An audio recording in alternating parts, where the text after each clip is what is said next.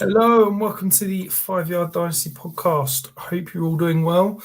Back off my 1 week vacation / holiday, depending on where you're listening. Liam, listened to the pods, thought you and Lewis did a cracking job. So thank you very much for stepping in, Lewis. But are you glad to have me back, or was it nice to have a week's break?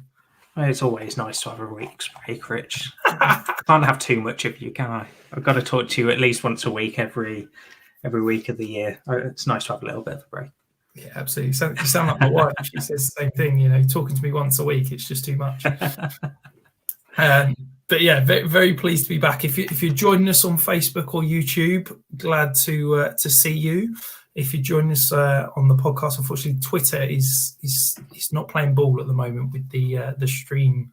So hopefully we're working to resolve it. But diving in, keen to remind you, the support for the 5 Yard Dynasty podcast is brought to you by Manscaped, who are best in men's below-the-waist grooming.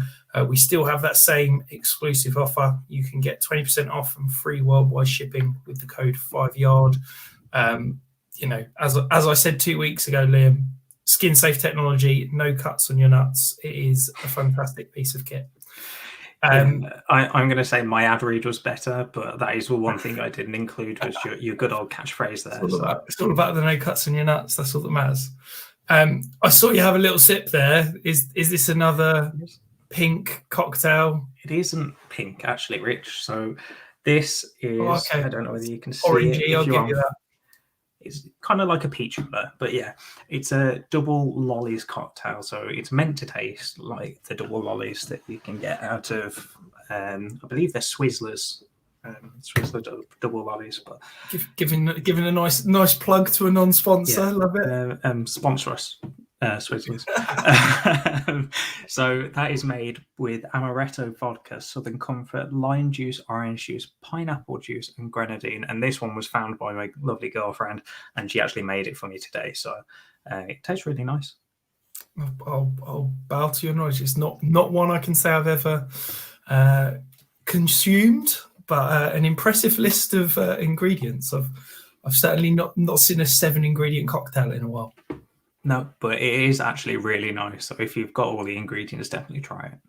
All right, I will add it to the growing list of things I need to try.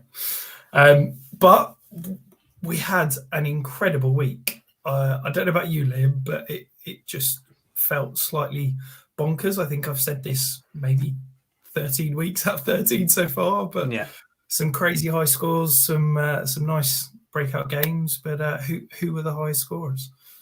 I think with this week, it's been extremely high scorer, or you've got a lot of high scorers, but in previous weeks, it's been bonkers because you've had some really low scoring weeks across the board. But as I said, this week has been extremely high scoring. So as usual, it is 4-point touchdown for quarterbacks and it's PPR for every position, including tight ends. There's no tight end premium. Sign off at the QB position. You've got Tom Brady, Kyler Murray, and Justin Herbert had an absolute day. Led those Chargers to a great victory over the Bengals there. You've also got at the running back position, Javonte Williams, Rich. Absolutely love this guy. He got the workhorse role there today. I say today, a couple of days ago now. And Mike Boone had a couple of touches and he looked okay, but it was all the Javonte Williams show. He did have a catch at the end of the second quarter that was, I think it was about 30 plus yards. So that would have been a couple of points there. But otherwise, Javonte was an absolute beast. I'm just so delighted for Dynasty and Fantasy Twitter that Javonte Williams finally had a breakout game. Don't know about you, but it felt like maybe the world would collide and everything would implode if Javonte Williams didn't ball out when Melvin Gordon finally missed the game. Yeah, and I'm extremely happy that he has balled out because now all my Javonte Williams shares are going through the roof a little bit. So maybe hold till the end of the season and sell then, because although we said this about Jonathan Taylor, I can see his value going to the Jonathan Taylor style skyrocket, and maybe there's a window to sell a little bit higher. Yeah, I don't think there's any need to rush to any sort of decision with him. I think he's got, as literally everybody in the fantasy community has pointed out, he has got an incredible stretch down the season in terms of matchups. If Melvin Gordon, I see potentially back practicing this week, so should hopefully be back. But he could have a Jonathan Taylor-like end to the season, at which point his price is probably going to double from where it is now. So at the running back position, you've also got David Montgomery back in the top 3. I know that people weren't overly excited by him in the offseason, but he is back in the top 3 of the highest scorers. And Josh Jacobs had a great week as well. The wide receiver position, you've got Justin Jefferson, Deontay Johnson, and Chris Godwin. Deontay Johnson, PPR machine, and then Justin Jefferson with Adam Thielen going out, which we'll cover in a little bit, just soaked up all the targets that he could there. Yeah, absolutely. I think, look, Justin Jefferson, there was a lot of talk a few weeks ago, wasn't there, about whether Jamar Chase is the Dynasty wide receiver one. I think Justin Jefferson's just proved that he is a cut above. There's question marks over what's going to happen with that team long term. There's question marks about what's going to happen with Kirk Cousins, but the guy's a beast, and he just puts up numbers, doesn't he? If Adam Thielen's going to be gone for a little while, I think it's only going to be a good thing for Justin Jefferson. And the other thing that's probably worth mentioning is my boy Deontay Johnson, absolutely balling out yet again. I think I'm hoping that the way he separates and the way he performs, he's hopefully going to be quarterback proof, because I think he's going to need a new quarterback next year.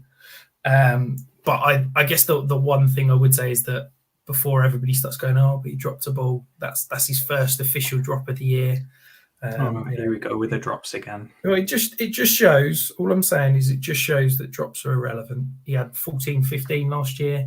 That's his first one this year, and I'm fairly confident he'll be all right for the next few weeks.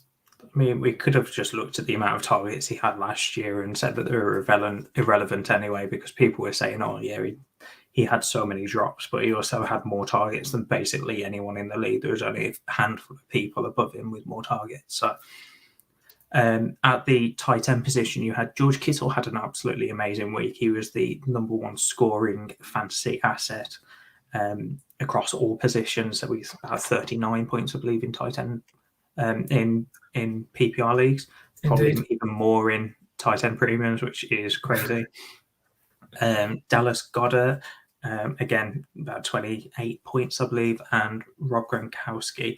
But one thing I wanted to mention on the tight end position, Rich, is after you get past Rob Gronkowski, no one scored above 15 points this week. Is this just your way to try and bring back some dignity after the tight end's number 1 scorer on the week? Yeah, basically. Yeah, let's move on to the significant news before you can shoot me down. So I suppose the biggest news line from last week was there was a lot of talk around Big Ben, Rich, and I wanted to get your opinion on this, because they were basically saying from reports that I was seeing that Ben could be retiring after this year. I know that you've got a couple of, I say a couple, you've got more than a couple, you've got an entire fan base that is not happy with Ben's performance right now. And he's only on a 1-year deal, so I think he's gone after this year from the Steelers. But do you think he retires, or do you think he'll try and salvage something? Look, Big Ben has been incredible. He's won, I think it's 2 Super Bowls. He's, a first ballot Hall of Famer. He's been a fantastic quarterback for the Steelers. But if he turns around and tries to say, I'm coming back for 1 more year, they're going to shoot him out the door. Like, in what world is Big Ben welcome back at the Steelers as their starting quarterback next year? That's absolutely, he's done. He's done. Do you think he doesn't go anywhere else? No. Who have you seen him play this year? Have you seen how pathetic his arm is? I've seen him play, and I am saying he's pathetic, but do you not think that he leans on his 2 Super Bowls, his first ballot Hall of Fame? Philip Rivers was one and done in Indianapolis, and Philip Rivers had like 100% more arm left than Big Ben does. Big That's Ben, saying something. Exactly. Big Ben is done. If any team takes a flyer on Big Ben next year, they just setting fire to the money. Like I will come and be your starting quarterback. I'm confident that I can do a better job than Big Ben. I can throw the ball more than 10 yards without it going 30 in the air. It's, if you watch the game from the weekend, he had a few, it was nice to see him actually, downfield targets towards Chase Claypool and Deontay Johnson, but he was having to get so much air underneath them to get the ball there. It was ridiculous. The guy's done, and I just find it hilarious that he's sharing in private circles behind closed doors that he thinks this is his last season. Like he's done. Everybody knows it. The Steelers know it. It's just enjoy your final year, Ben, and we'll wave you out the door. So, if there are any people with connections to an NFL executive, I want you to get in touch with Rich. His Dynasty, his Twitter handle is at Dynasty Island. Pretty sure he wouldn't mind me giving you his phone number as well. Get in touch with him. He will be your starting quarterback next year, and I will pay you to see him on the field for at least 10 snaps. Hey, I've got I'd like to point out my career at quarterback was 1 pass attempt, 1 completion for 2 yards and a touchdown, and that's it. I've never attempted another throw. So some would say perfect passer rating, So very, very close to Mac Jones is. Start lying from yesterday. Yeah, pretty much. Moving on to Adam Thielen has aggravated his ankle, so I believe it's a right ankle sprain, a high ankle sprain. So he's potentially done for 3 to 5 weeks, which means we're getting towards playoffs, Rich, for Dynasty playoffs at least. Season's over, isn't it? Yeah, for fantasy purposes, his season's probably done. You've also got Taysom Hill. We don't really know what's happened here. It's apparently a mallet finger, but I love that I've never even heard of a mallet finger before. No, quarterbacks have had mallet finger in the space of 6 weeks. We don't really know a timeline at this point. He could be okay to play this week, but if not, Trevor Siemian is coming back into the lineup. Miles Sanders has re-injured that ankle that he went on to IR for, so he's done for 2 to 4 weeks potentially. Especially with this bye coming up, it means that he could miss only 1 game. But I really would like to see my boy Kenneth Gainwell get some more touches. He was great this week. I'm going to hand it over to Rich because he's about to shoot me down, but I will say I was wrong last time Miles Sanders got injured and Gainwell did not get all the touches.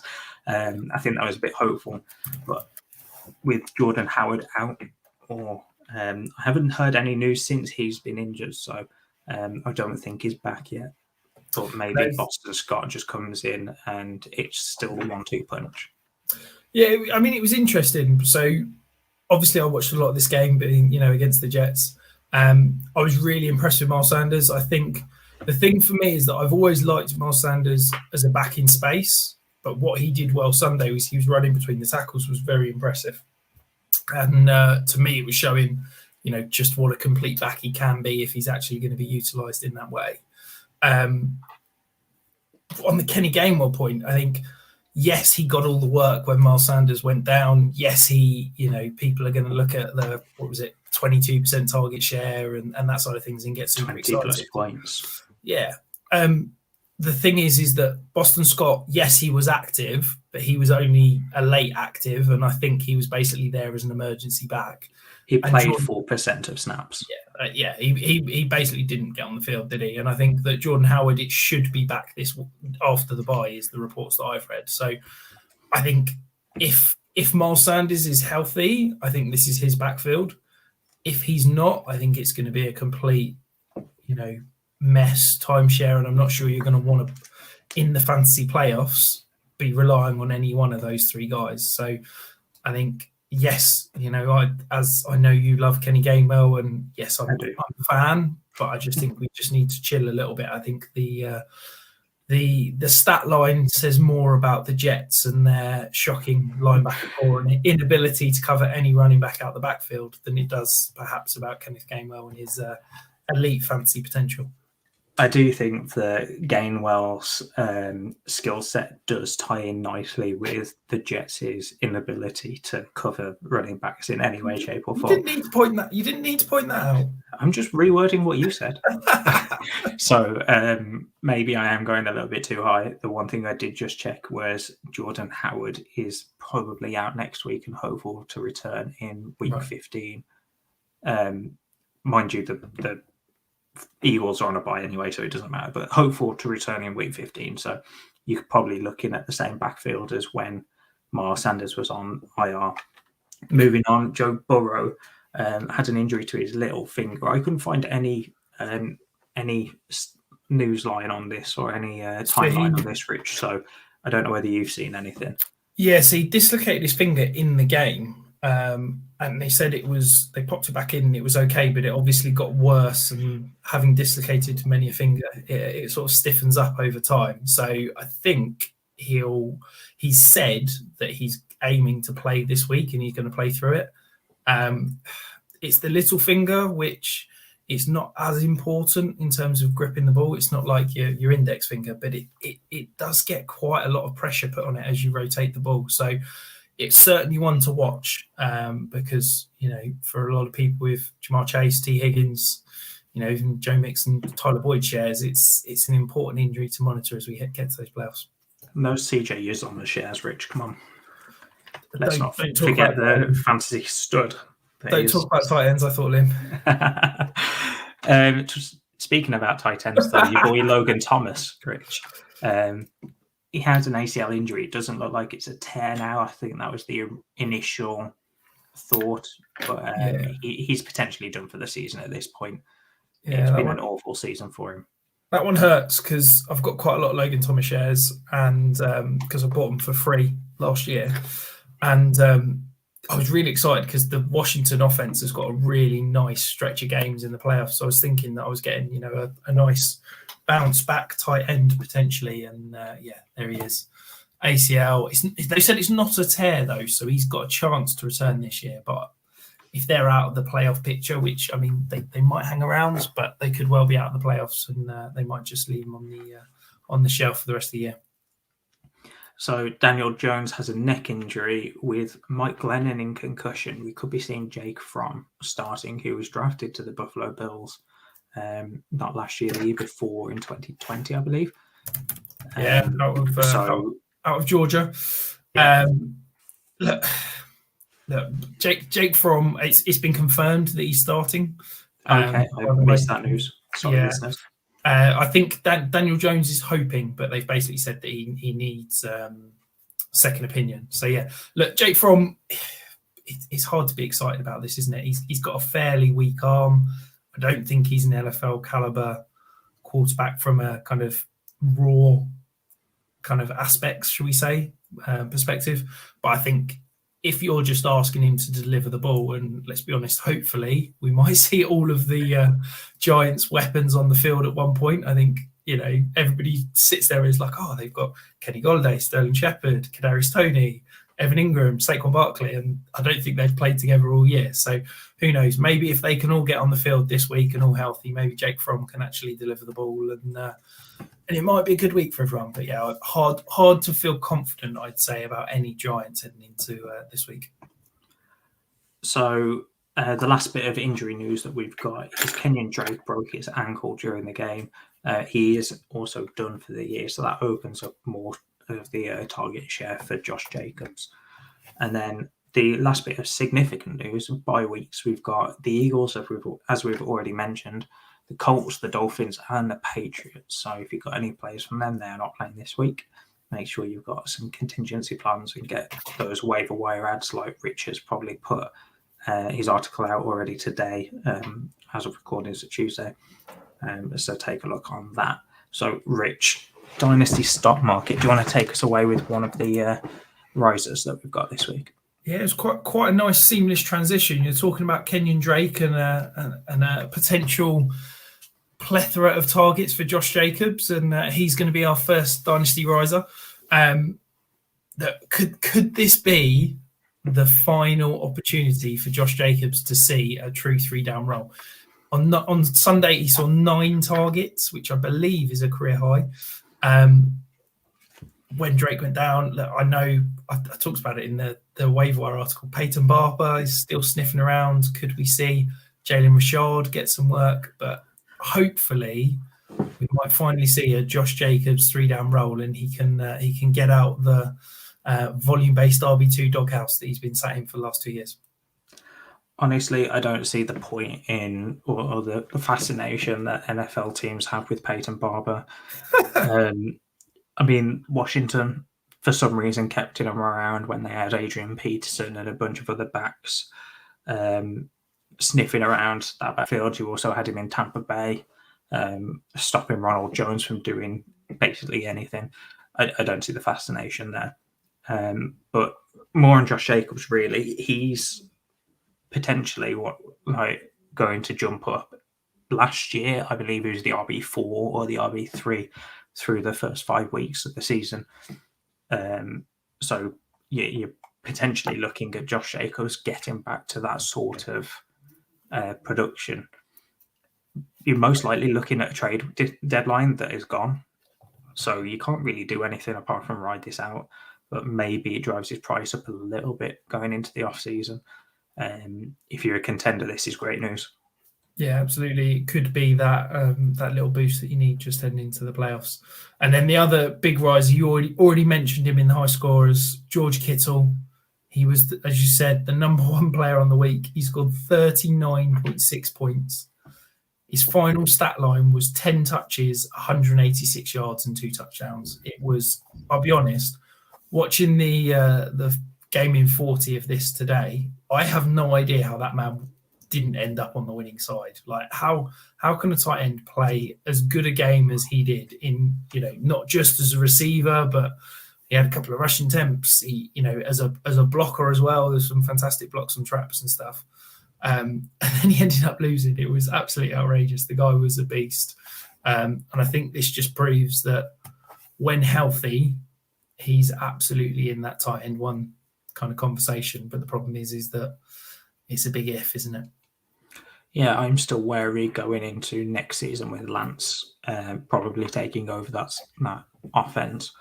But I think this just solidifies Kittle as the top tier of tight ends, along with people like Pitts, probably Kelsey, still, even though he's had a bit of a down year, and Waller, even though he's been injured.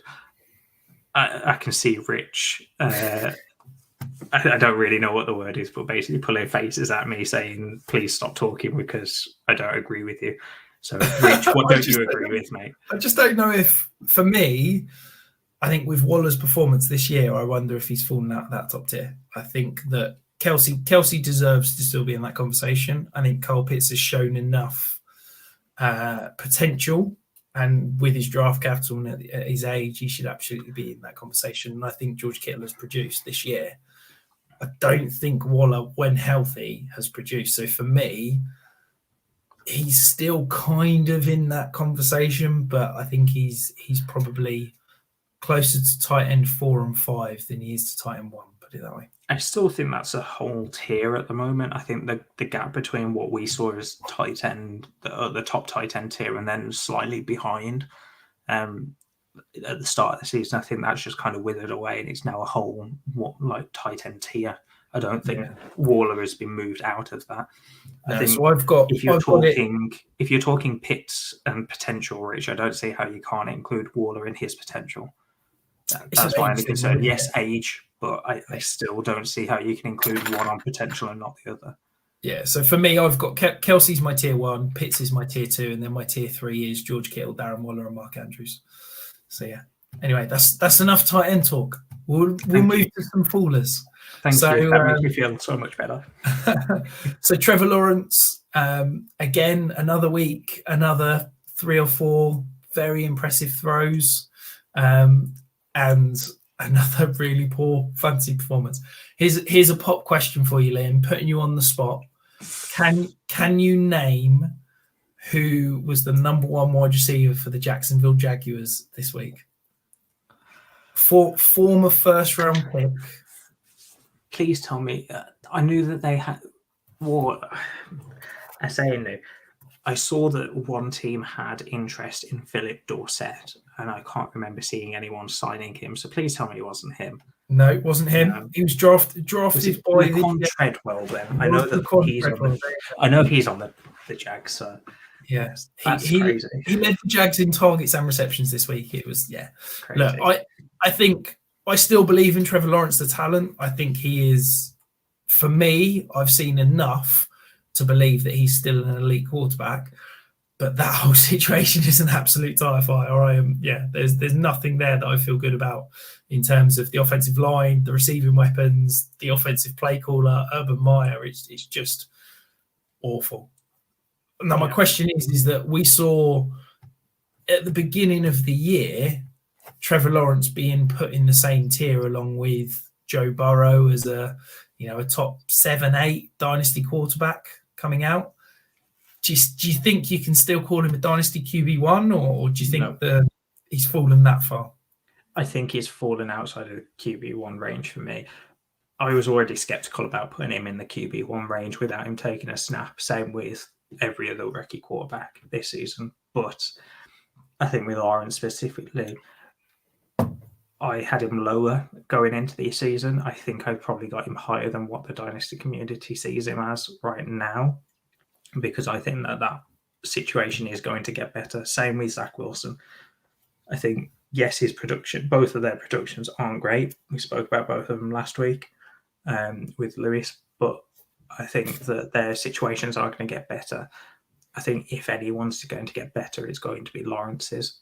Sorry, Rich, but I genuinely see the Jags offense as having more weapons than the Jets offense right now.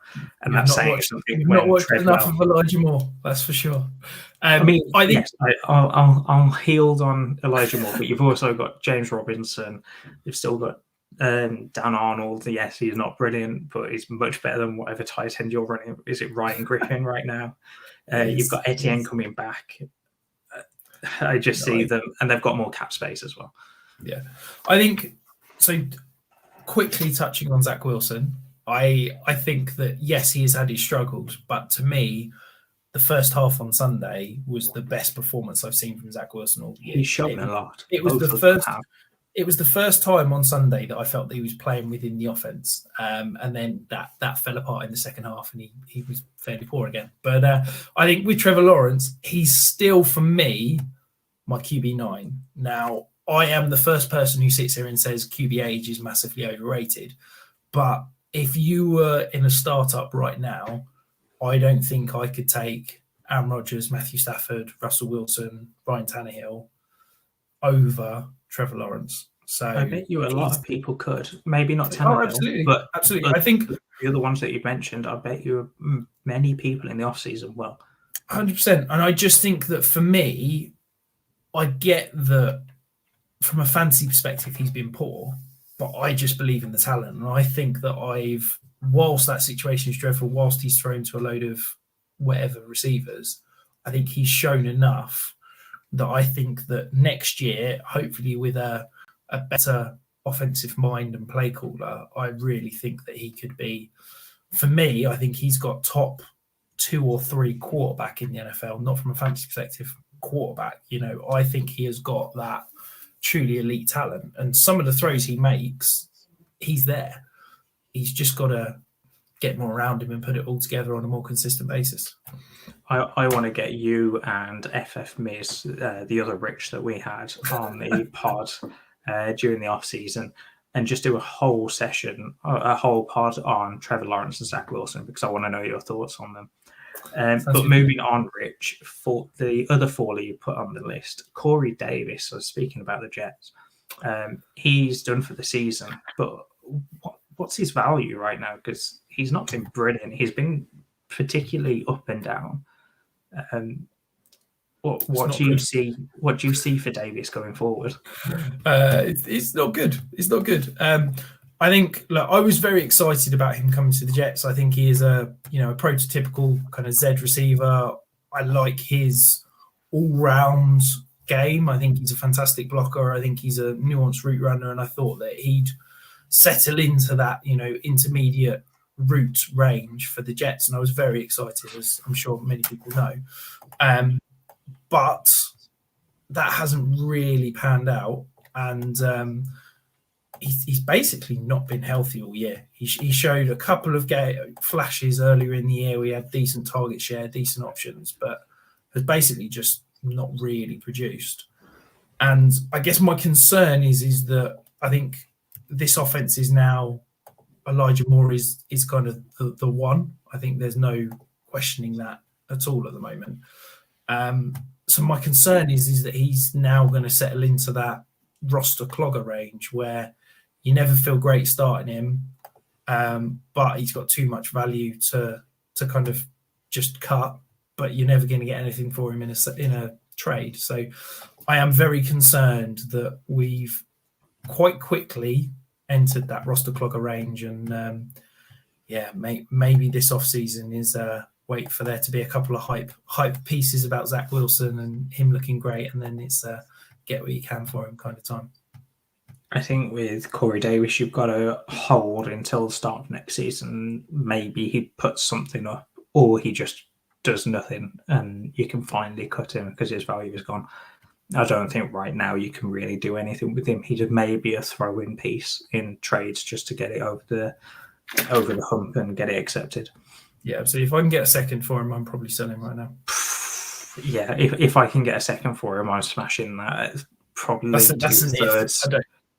two-thirds. Are you probably more about where you're at with him right now with perception, shall we say? Yeah, I think that's his value is probably currently being injured, not helping a contender. His value is probably a third or two-thirds, as you said, but there's no way I'm selling for that. I'd need a second to sell. I don't think I'd get a second, but that would definitely be what I'd be selling. So players of the week, Liam, who's your star? So I've got Amon-Ra St. Brown. Now, we'll preface this at the start of this whole segment. I have never been on Amon-Ra St. Brown. I love the name. I love the fact that his brother plays for the Packers. I just never saw it with him. And when he went to the Lions after the draft, I thought that he was going to be the most overdrafted player in this draft class because he didn't have the draft capital. There were so many receivers taken ahead of him by so many other teams, and he was just going to be penciled in with so many targets. And he's completely fallen in line with everything I've said so far up until this game. This game, for whatever reason, I haven't watched the game, so I can't give you that analysis yet. But for whatever reason, he had 12 targets. He had 10 receptions on those 12 targets for 86 yards and a touchdown. In terms of the entire offense, Rich, he had a 29.2% target share, so that's nearly 30% target share. I don't know what happened in this game. I know that the Lions finally got their first win, which is crazy. And of course, it's against the Vikings, who seem to beat good teams like the Packers and then find a way to lose against absolutely awful teams. And they're so up and down, it's like a roller coaster. But I don't know how to feel about Amon-Ra St. Brown right now. He was an absolutely crazy guy to have in your lineups. But if you had him in your lineups, I have no idea what your lineups look like because it's got to have been awful. You've got to have had so many bye weeks and injuries that you just had to play Amon-Ra St. Brown. Rich, going forward, Amon-Ra St. Brown, what are you doing with him? And I think I know your answer immediately. Day three picks don't matter. You know me. I think, look, yes, he's the target leader in that offense. I think that I genuinely, having watched the game, I think, look, Jared Goff talked very highly of him and said they need to get him the ball more, and that was why they were feeding him, and he's a stud and all this kind of stuff after the game. Fine. But look, he's not going to be the target leader when they actually get a competent quarterback and a competent receiver. I think he could settle into a nice, NFL style wide receiver 2, wide receiver 3, But for me, that's never going to be a reliable fantasy asset. So for me, I view him as that roster clogger. And look, let's be honest, if you've not seen the touchdown, Liam, go and watch it after this, because, you know, seconds left in the game, 11 yards to go, and I have never seen a defense. Basically, the Vikings corners sat back at the back of the end zone, allowing a pass to be completed in front of them. It was almost as if they were expecting a Hail Mary, but they were 11 yards out. It was absolutely mind-blowing. Like, it's honestly one of the most ridiculous defensive plays I've ever seen in the NFL. It was moronic from what is normally a really disciplined, really well-coached defense from Mike Zimmer. So it was just ridiculous. But look, I think Amon-Ra St. Brown's going to have flash games like this. He's going to see volume because this is the kind of offense. There's no real top receivers. There's, you know, target shares. How many different receivers have we seen lead the Lions in targets this year? And I think that I be surprised if over the next 3 or 4 years we get games like this from Amon-Ra St. Brown again? No, not at all. He'll probably have 2 or 3 of these a year. Is he ever going to turn into a reliable fantasy starter? For me, no. So if you can sell him now, I'm absolutely doing that. Sorry, I'm just watching the touchdown, and I have no idea what the it's almost as if they've gone, oh, okay, we're going to defend the back shoulder fade, you know, that we're defending the back pylon fade, sorry. Oh, they've completed the ball in front of us, never mind. It's moronic. No idea why they didn't just sit on the touchdown line. But yeah. Anyway, my star of the week, Liam. So I've dug a little bit deeper. I didn't want to go for a headline star, but I've gone with Tony Pollard. So you have to think back now because it was obviously Thursday night, but he had 7 rushes for 71 yards and a touchdown. One of the funniest touchdowns, I think, talking of poor defensive play, I'm not quite sure what Michael Williams was doing on this play, even just jogging alongside him. It was hilarious. He also had 4 targets in the passing game. I think Tony Pollard has shown this year that he's fantastic. He's, you know, in that flex conversation, despite sharing a backfield with Ezekiel Elliott. But do you think that he's potentially that elite top handcuff conversation? You know, we've seen Alexander Mattison, now Dalvin Cook's gone down. Is Tony Pollard in that conversation, or do you think he's better than that? Is he in that AJ Dillon where he's got that kind of standalone value and isn't just a handcuff?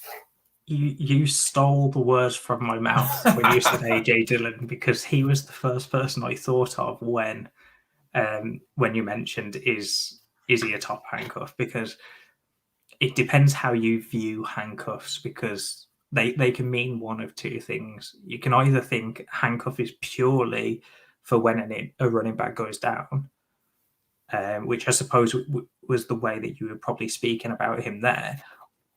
But a lot of people don't view handcuffs as having standalone value, and that's why I was so on AJ Dillon this year, was because I thought that he had so much standalone value that not many people thought he had. Whereas Tony Pollard, I think, has always been viewed that way. Or I say always, post-rookie season has always been viewed that way. So Pollard has shown when Zeke isn't around in that offense, he will basically slot in for Zeke and be, I wouldn't say more electric, but basically make sure that offense runs exactly the same as what would happen if Zeke was there. I think with Pollard specifically, I've always had him outside of the purely handcuff range, and he's always had a bit of a standalone flex appeal. But so I'd probably say not like a Mattison, but more like an AJ Dillon in value at least. Yeah, the concern, I guess, is that there's not, with AJ Dillon, you can almost see that feature role, can't you? Aaron Jones' last year, I know he's not the last year of contract, but he is actually the last year of his real contract next year. And you can see AJ Dillon the year after being the lead back. You can see Alexander Mattison. I don't think he's a free agent this year, but I think it's next year. You can see him going getting a deal somewhere else. Tony Pollard, you can't kind of see that because Zeke's going to be the running back again next year. That contract means he's not movable. And it's kind of like, he's just got to sit and be the 1B in that offense. And it's frustrating because the potential's there. He could be a stud for fantasy, but I just don't think it's ever going to happen, is it? Certainly over the next year or two. So Mattison does have 1 year on his contract after this year, right. And Cook did sign a new contract. Yeah, so Mattison's in a similar situation to Pollard, isn't he? Yeah. So the deep dive player of the week, Liam. So I've dug a little bit deeper. I've come up with Russell Gage. Are we classing that as a deep dive, or have I bottled it again this week? No, definitely deep dive this week. He's been really up and down this season. I know Murph was a huge advocate of Russell Gage coming into the season. I liked his potential. And he showed okay numbers to start the season, and then kind of just dropped off and did nothing because Cordell Patterson took over that offense completely. Well, that early season injury killed him, didn't it? Because yes, I think he had a dud week 1, and then he got injured, and then he just sort of disappeared. But the last few weeks, he started to put it together. And this last week, so he had a 30% target share. He then had 11 receptions for 130 yards, and I think he's never going to be that take the top off defense, deep threat that's gonna tear apart a defense. But I think in terms of a solid move the chains possession receiver, I think he's there. I think he'd be a good number 2 in most offenses. Do we think that, given the fact that potentially Ridley's coming back, given the fact that Kyle Pitts is going to be a target monster, and the fact that I think Atlanta's probably going to bring Cordell Patterson back again next year, do you think Russell Gage is just going to be that boom bust, rust the clogger that we talked about with Amon-Ra St. Brown, where he'll have a few decent weeks, he then won't be startable for 4 or 5, and by the end of the year he settles in as a wide receiver 3-4, or do you think he can be more than that? I do think he has the potential to be more than that, but he does need a Ridley to come back or someone along those lines to be a wide receiver 1 there. So he doesn't have all of the receiving work put into him, basically. I think with that offense, it's slowly getting to the point where if everyone's healthy, there's too many mouths to feed. If they do want to bring back Patterson, you've then got Patterson, Pitts. You've probably got Ridley back next year, or at least that's probably hopeful at this point. And with the plethora of wide receivers that are going to be on the free agency market, and what it looks to be a pretty decent wide receiver class again, or at least a deep wide receiver class from what I've heard. Do the Falcons have enough targets there to feed Gage plus the 3 to 4 of the targets that they're probably going to have there? I think I was so hopeful with him that I've kind of just shunned him at this point and gone all out. I don't want him anywhere that I've got him, but if you can sell him at this point, please do. That's what I'm at the moment. If you've got the opportunity to sell based on this 30% target share, 130-yard game, then I would. But I don't think you're going to get anything for him going forward. No, I am a little bit intrigued about him as a potential flex option during these playoffs, because I do think that Kyle Pitts isn't ready to be the target monster that he will be in a couple of years yet, I think. So I still think that there's a role for a number 1 receiver. And if Russell Gage is going to see a 20+% target share, then he's at least a flex option in some of those deeper leagues. So I think it's worthwhile monitoring. If you can go and buy him for a third, something like that, then why not at the moment? He's a contender. I like that move a lot. Yeah. So the spotlight player of the week, Liam, and I'll be honest, I've kind of held off this one. I was hoping to take a victory lap because I kind of stood on quite a firm kind of platform and faded him. I was lower than consensus in rookie ranks. I've not got a single share. but I'm ready to admit defeat. So Jaylen Modder, he is absolutely tearing it up. He is a complete target machine. He's currently the wide receiver 10 on the season, which I'll be honest, blew my mind when I looked at that. He is ahead of Jamar Chase. Yes, he hasn't had his bye week. He will fall down once he's had his bye week. But look, I thought the concern for me with Jaylen Modder was that I had no doubt about the talent. My concern was that he was never going to be what I'd class a proper receiver. I thought he was going to be a gadget player. I thought he wasn't going to be able to carve out a true role. But we see so far he's had a 23.8% target share. He's got an ADOT of 7.1. He's still getting targeted down the field. And yeah, I've kind of admitted defeat. He was my wide receiver 5 wide receiver 6 in rookie ranks. He's now up to my wide receiver 20 overall. He has been a huge riser for me in season. I really believe that all the time Tua is the quarterback, and I think Tua is going to be around for at least another year. I can't see any world where Jaylen Modder isn't going to get fed targets, because this offense needs that, yak potential. It needs that spark plug, because unfortunately Tua can't do it with his arm, because he's not got the arm strength to kind of challenge defenses. So it needs to be quick, sharp, get the ball out and let your playmakers go and feast. Yeah, I think when we're coming into the year, and especially post-draft, Waddle was the player that I struggled with the most, because I liked him, but I didn't see the path of fantasy relevance like you. I think I had him as the wide receiver 5 purely because I could have had him anywhere between the wide receiver 3 and 5. I liked Rondale and Bateman more. I'm a massive Bateman fan. And Smith and Chase were the top 2. But Waddle has far surpassed my expectations, especially from a fantasy point of view. I did like him getting drafted to the same place where he had his college quarterback. But I didn't see him a path to fantasy relevance there. So I'm glad to have been proven wrong. But as you said, you have no fantasy shares of Waddle, and nor do I. I took Bateman and Rondale above Waddle, unfortunately.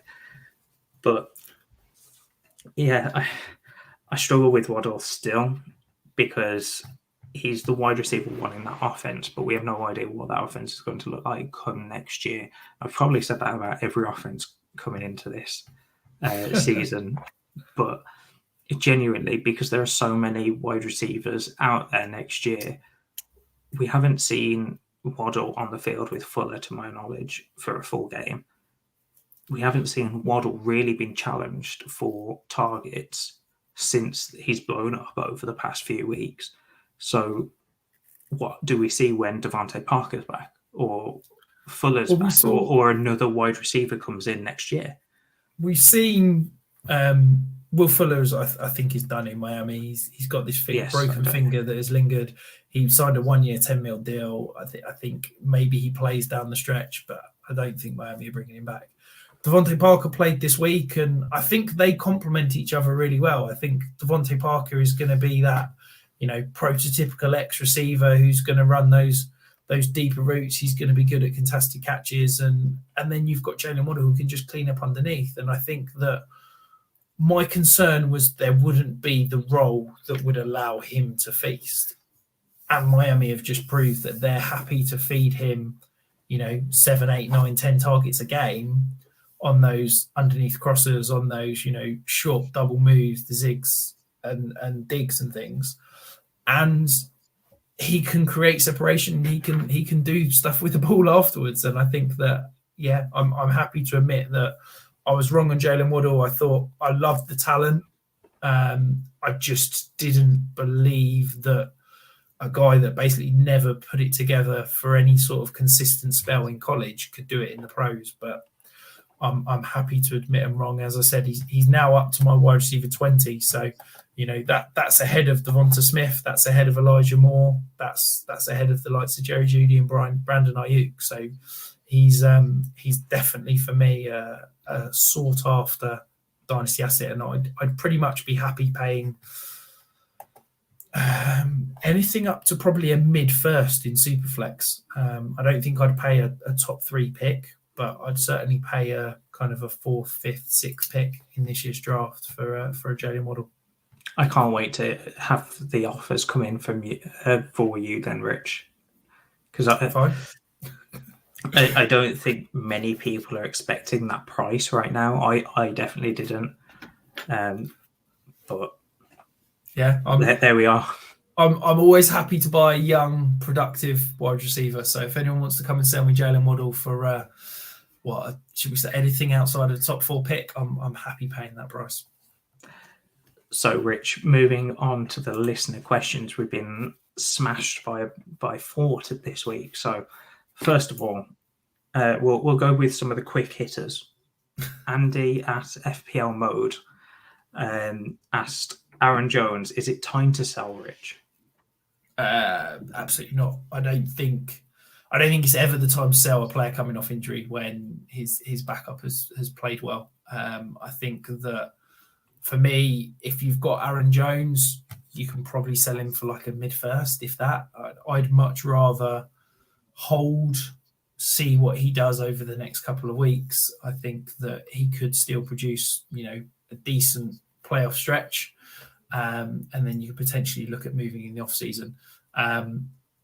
You know me, I think I'm always team sell running back. The problem I'd have, and the only reason I'd hesitate with holding him at the moment is I think his price is going to drop significantly in the off-season because I think people are going to realise what we've been saying all year, that he's only got 1 year left on his contract. I think people are going to think that AJ Dillon is going to start to take over that backfield, and I think Aaron Jones' price will drop. So for me, I'd hold this week, but probably look to sell in 2 or 3 weeks. Yeah, if you can sell, probably post-season, or find a buyer that is expecting Aaron Jones to be immense coming to during the playoffs. Now is probably the time to sell, because I was thinking about it as you were speaking, Rich, and if you tried to sell when people started going into redraft mode next year, I think you're probably looking at a lower value than what you would be coming up to the games this week. Andy also had another question, Rich. As a contender, would you trade Cordell Patterson for either Sutton or Juju? So Cortland Sutton or Juju Smith-Schuster. And if so, which one would you? Absolutely not. No way, Jose, to use my 3-year-old's line. No, I think, look, for me, I've got Cordell Patterson for the rest of this year. I've just done my rest of the season rankings. He's my RB7 for the rest of the season. I think he is an absolute, league winner this year. As a contender, I'm not selling him for anything over less than a massive overpay. And for me, Juju, Cortland Sutton, that's pretty much a step sideways, maybe even a little bit of a step back in terms of value. So there's absolutely no way I'm selling Cordell Patterson for either of those receivers. I think if you're in a rebuild, that's a different question. But as a contender, I'm taking Cordell Patterson every day of the week in that trade. Yeah, as a rebuilder, I get the move, and I'd quite like that move of Cordell Patterson to Juju. I'd probably want a little bit on top. But yeah, I think that's a great move as a rebuilder. But as a contender, there is no way I'm doing that trade. So Rich Marcus asks, Jacobs or Dylan long term? I know my answer. What's yours? Shocking your answer, I'm sure. So I've got them. They're actually 2 spots apart. So I've got Jacobs just ever so slightly ahead. But they're pretty close. A lot of that with Jacobs being slightly ahead is the fact that he's producing for you right now. I think if you were to ask me at the end of the season, then I'd say I'd prefer Dylan over Jacobs. I just think that Josh Jacobs is a solid RB2 for you right now, whereas AJ Dillon is probably more of a flex. If not higher after the Drake injury as well, going forward. Exactly that. So I'd say that Come the off season, it'll be Dylan. But right now, just because he's helping me in the playoffs, Josh Jacobs. Richard caught me while I was drinking.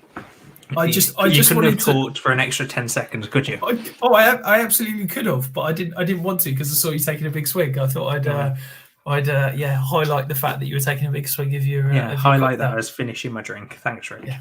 So the last listener question, Rich, from John Ball Doku, who has been an absolute godsend with all these listener questions this season. This is the one that we want to take a bit more time on. So he's in a rebuild at the moment. He has 4 firsts and 3 seconds in 2022, and he has 2 firsts and 3 seconds in 2023. So a lot of picks over the next 2 years. His QBs are very young. He's got Lamar Jackson, Justin Fields, and Deshaun Watson. It's in a Superflex league. What would be your step-to-step guide for his rebuilding team with that amount of picks? Okay, so without knowing anything about the rest of his roster, the fact he's not mentioned anything, I'm going to presume he's basically got no other kind of assets at wide receiver, running back, tight end. So my move would be, I'd basically be looking at those picks, and I'd be basically penciling the fact I'm not going to make all 7 of those picks this year and all 4 of my picks next year.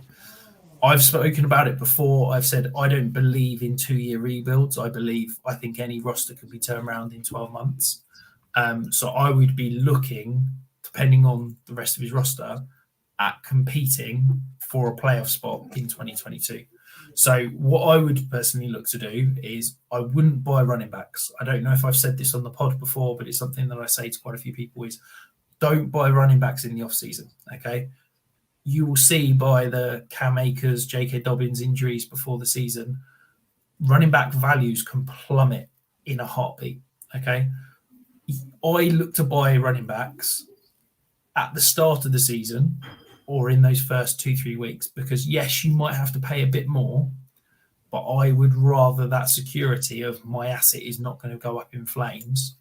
And I think every year you can get a Leonard Fournette, a Cordell Patterson for a second round pick after the first couple of weeks of the season.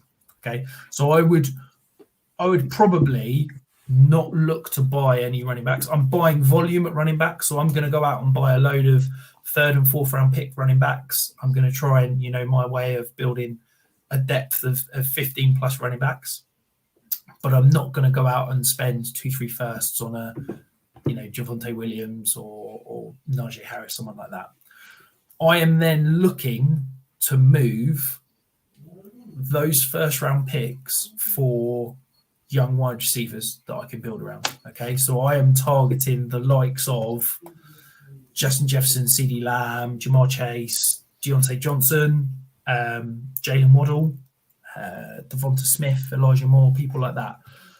I'm asking the prices on all of those guys. Okay. Obviously I have my prices that I'd be willing to pay. I'm not willing to overpay, but if I'm looking to build a long-term dynasty, I want to do it around young stud wide receivers. Okay. I would look to move those picks, but what I'm looking to do is I'm looking to get players, but I'm looking to get picks back. So if I'm moving 2 firsts for Deontay Johnson, I'm looking to get at least a 2nd round pick back because I want draft capital. I want bites at the cherry. And then when we come into draft season, hopefully I've got 5, 6, 7 flyers in the first 2 rounds, because you never know what is going to happen in terms of, diamonds in the rough. We get Elijah Mitchells, we get all sorts of players, but also as you get to the off season, people suddenly become opposed to anyone that's got any sort of age. And I'm sure you're going to be able to buy Adam Thielen in the offseason for a late 2nd round pick. You're going to be able to probably buy Aaron Rodgers for a first in a Superflex league. Like the prices of the aging players plummet around that draft time. So what I'd do is I would basically, to sum up, I'm not moving any of those picks now, by the way. I didn't say that. I'd be looking to move those picks in March, April time when they're at their peak in terms of value. I'm looking to probably not spend on running back. I think the fact that you've got a couple of future picks in 2023 allows you that flexibility. And I'd look around trying to acquire some young stud receivers to build. And I think that you'll probably end up making 5-6 picks in the first 2 rounds, but I'm not necessarily worried about going out and getting the 101 because, as this year showed, Trevor Lawrence was the consensus 101, and the difference between him and Mac Jones 6 months ago was probably 2-3 firsts, whereas the difference between Trevor Lawrence and Mac Jones now is probably a second-round pick. The same the year before with Justin Herbert and Tua or Joe Burrow. I think I'd look to add the latest first-round quarterback you can. But yeah, as I said, build around those stud wide receivers. Don't be scared to move draft capital for young players if you're in a rebuild. I think people think because they're rebuilding, they need to get all the picks they can. But actually, go and take some flyers. Go and take, if you want to build contend in 2022, go and buy Adam Thielen for a late second. Go and buy Aaron Rodgers for that first. Go and, go and buy Elijah Mitchell or Cordell Patterson at the end of the season for a late first, because why not? It's worth the risk, because I think when you're rebuilding, if you just sit there, collect draft picks, make draft picks, it's going to be 4 or 5 years before you contend. You need to take some risks. Worst case scenario, you're still in the rebuild. Cordell Patterson is an interesting point, because I don't think in the offseason you have to pay a first. I think people after this season will think, okay, he's done. And you're probably looking at, I very much doubt that you're paying more than a second for him after the season's ended. I don't think people will see him and think, oh yeah, he's going to be in Atlanta for another couple of years. I think maybe it opens a little bit of a buy now window. What I wanted to do was speak about an orphan that I took over last year halfway through the season. So the orphan had about four draft picks, 4 first-round picks. And I had Justin Herbert, Joe Burrow, and Kyler Murray on that roster. Now, that's not a bad orphan to own at all. After moving around, I ended up having 5 firsts, 3 seconds, and a third. And I actually made all of those picks, but I didn't make, I think I made 1, maybe 2 picks exactly where I ended the season with that pick. So what I'm saying is, if I had the 110 at the end of the point scoring season, I probably didn't make my first round pick as the 110. I probably moved back or forward. With having so many picks, especially if you get early picks, I love the idea of selling picks to move back and gain more capital. So one of the moves I made in this league was I sold the 101, which ended up being Lawrence, to move back, and I picked up Pitts and another couple of pieces. But if you can move around and manipulate the draft to what you want it to be to pick up more draft capital, although I'm in a different camp to Rich and saying that he doesn't believe in 2-year plus rebuilds, I do think that it is a path that you can look to go down. It depends how quickly you want to win.